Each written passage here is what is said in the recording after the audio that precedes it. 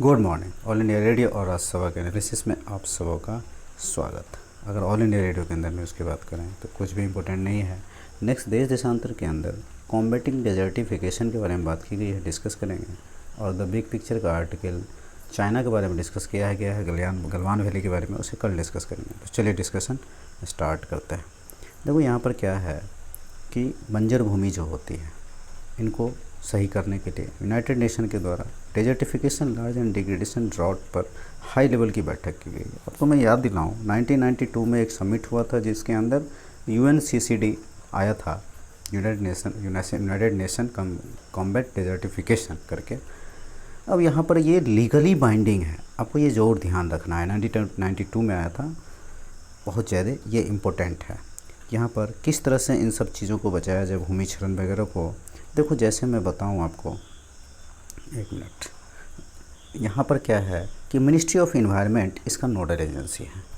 GDP पर 2.4% का असर करता है। इसका रीज़न फॉरेस्ट डिग्रेडेशन भी है।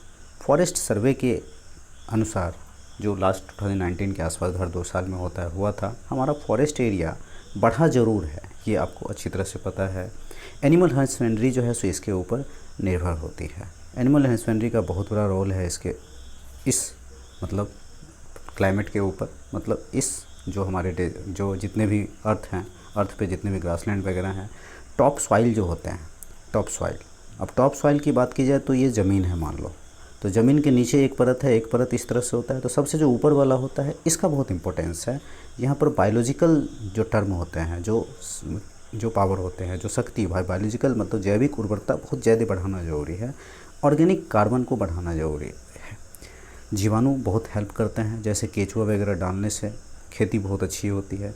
देखो बहुत समय पहले क्या था कि हमारा जो एक सेकंड हमारा जो कार्बन था अर्थ के अंदर वो बहुत ज़्यादा हुआ करता था, 3 से 4% के आसपास, और अभी मानो 0.23 से 0.3% तक आ गया।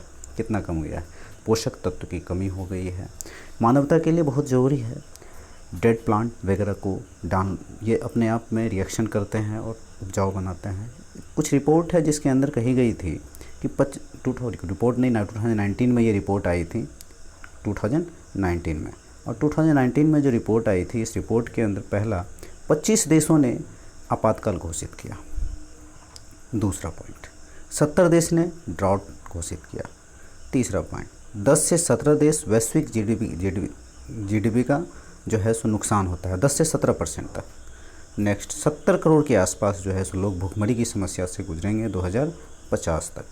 दिल्ली डिक्लेरेशन घोषणा पत्र आया था जिसके अंदर बात की गई थी डेजर्टिफिकेशन को किस तरह से बढ़ाया जाए, 26 बिलियन हेक्टेयर को बढ़ाया जाए। एक्चुअल में क्या है कि केमिकल फर्टिलाइज़र से बहुत ज़्यादा नुकसान होता है, इसको कम किया जाए। और नेक्स्ट जो है जैव उर्वरक का फर्टिलाइज़र का इस्तेमाल किया जाए। केचुए जैसी चीज़ों से खाद बनाया जो जाता है उसका उपयोग किया जाए। किसान फार्मर्स को ट्रेनिंग दी जाए, और जो धान वगैरह के बाद जो अवशेष बचते हैं, जो काटने के बाद जो हम लोग सुनते हैं पराली जिसको बोलते हैं, उससे खाद बनाए जा रहे हैं, उसका उपयोग किया जाए। ये सब एक क्लाइमेट चेंज के कारण ये सब एक समस्या है। पर्यावरण संरक्षण जरूरी है। ग्लोबल अप्रोच, या फिर आप कह सकते हो ग्लोबल के तरीके से जो टेक्नोलॉजी वगैरह है, जो कॉमन बट डिफरेंशिएट के तरफ जो फाइटिंग होती है, डेवलपिंग कंट्री जो फाइटिंग करती है, ये सब एंगल आप यूज़ कर सकते हो। तो आज के डिस्कशन में इतना ही था। Thank you.